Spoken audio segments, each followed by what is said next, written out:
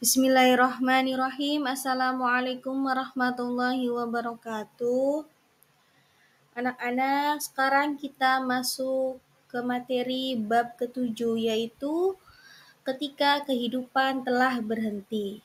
Nah, materi ini kita akan menjelaskan tentang hari akhir. Hari akhir itu termasuk rukun iman yang kelima. Nah, sekarang Ibu akan bahas tentang makna hari akhir, jenis dan tanda hari akhir. Kemudian Ibu akan membahas kejadian pada hari akhir, yaitu di mana hari setelah hari kiamat. Ada yaumul ba'as, yaumul mahsyar, yaumul hisab, yaumul jaza, yaumul mizan, dan yang terakhir itu ada hikmah beriman kepada hari akhir. Kematian memberikan peringatan kepada manusia bahwa semua makhluk hidup suatu saat akan meninggalkan kehidupan di dunia ini. Tidak ada yang abadi selain Allah Subhanahu wa taala. Nah, seperti halnya hari akhir. Hari akhir merupakan beriman kepada hari kiamat yang mana terdapat dalam rukun iman yang kelima. Iman artinya kepercayaan dan keyakinan. Jadi, beriman kepada hari akhir adalah mempercayai dan meyakini sepenuh hati akan datangnya hari akhir atau hari kiamat. Hari akhir atau hari kiamat merupakan peristiwa hancurnya seluruh alam semesta dan segala isinya. Tidak ada satupun yang bisa selamat ketika hari itu terjadi.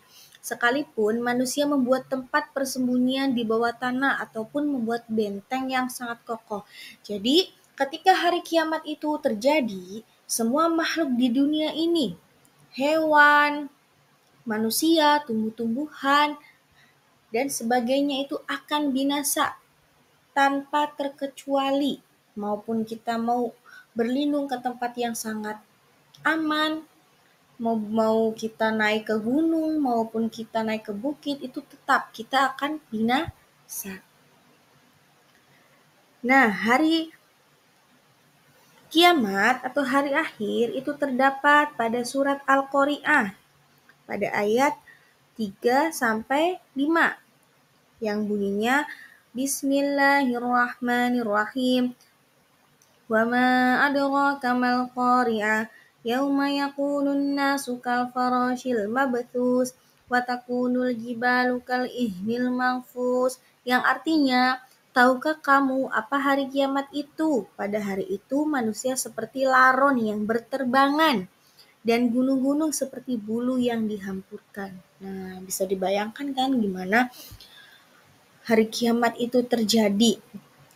Manusia berhamburan seperti laron. Laron tahu kan? Nah, kemudian apalagi itu gunung-gunung berhamburan seperti kapas.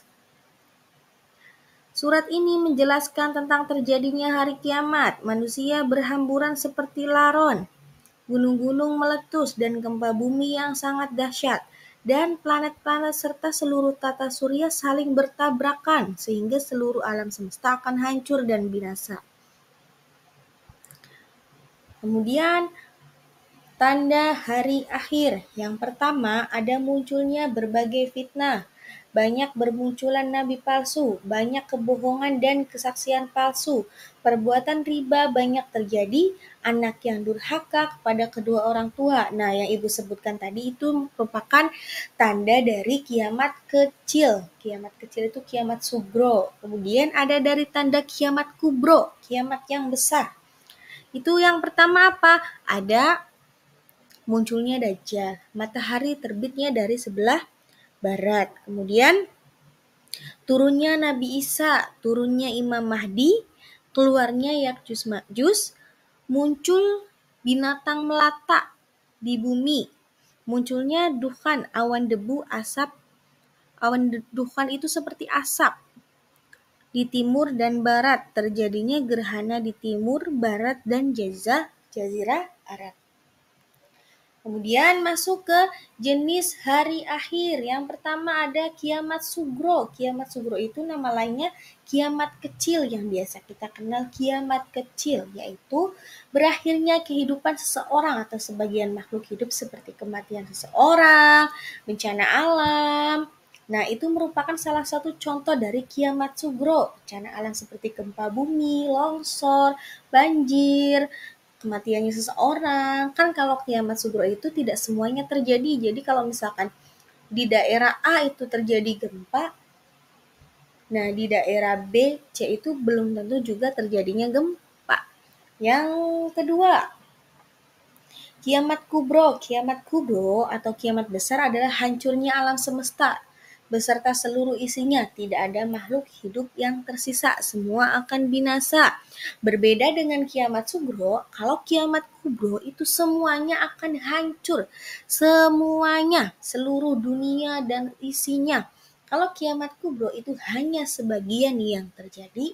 Kalau kiamat kubro itu semuanya binasa, semuanya akan binasa, semuanya akan mati. Tidak ada yang hidup, maupun binatang, tumbuh-tumbuhan, bahkan manusia pun.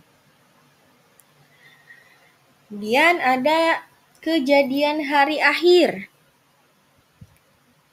Ketika manusia meninggal, maka hanya mayatnya yang akan dikubur di dalam tanah. Seluruh harta benda yang dikumpulkan tidak akan ikut bersamanya. Jadi manusia kalau misalkan mati atau meninggal itu yang dikubur hanyalah jasadnya.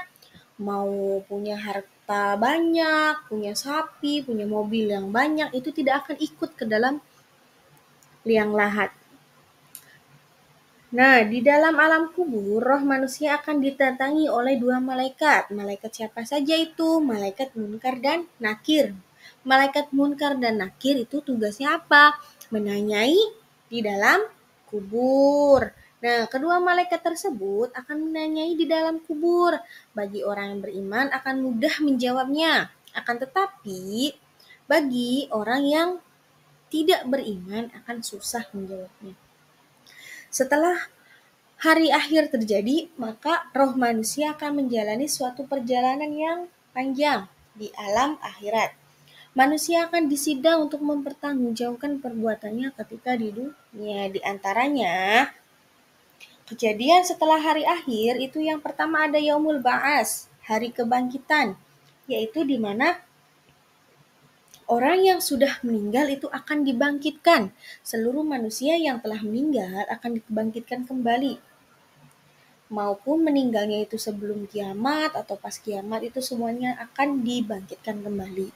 Dan berlanjut ke Yaumul Mahsyar dan akan dikumpulkan di mana? Di padang mahsyar, tempat yang paling luas, tempat yang sangat luas. Maaf ya, tempat yang sangat luas. Kemudian ada yang namanya Yaumul Mizan, yaitu hari penimbangan, yaitu hari ditimbangnya catatan amal baik dan catatan amal buruk manusia. Nah, kalau misalkan baik nanti ditulis sama yang biasa menulis itu, yang kalau misalkan malaikat yang bertugas mencatat amal baik itu siapa? Malaikat Atid, malaikat Rokib, yang mencatat amal buruk itu malaikat Atid. Nah, semua yang kita lakukan itu akan dipertanggungjawabkan. Nah, kemudian ada Yaumul Hisab, hari dihitung, hari perhitungan, dihitung nih. Yang baiknya segimana, buruknya segimana, nanti itu dihitung. Kemudian Yaumul Jaza, hari pembalasan, yaitu hari di mana manusia mendapatkan balasan atas perbuatannya. Ketika di dunia perbuatan baik akan mendapat balasan kebaikan dan perbuatan buruk akan mendapatkan siksaan dari Allah. Yang terakhir, ada hikmah hari akhir. Yang pertama, memotivasi manusia untuk taat dan ikhlas dalam menjalankan perintah Allah. Nah, salah satunya perintah Allah itu apa? Sholat 5 waktu, puasa, zakat. Kemudian manusia selalu mawas diri, berhati-hati dalam bertindak. Yang ketiga, memperbanyak amal ibadah, berusaha menjadi lebih baik dan tetap istiqomah. Sampai situ materi dari Ibu. Kalau ada yang ditanyakan, silahkan bertanya. Ibu tutup. Wassalamualaikum warahmatullahi wabarakatuh. Terima kasih.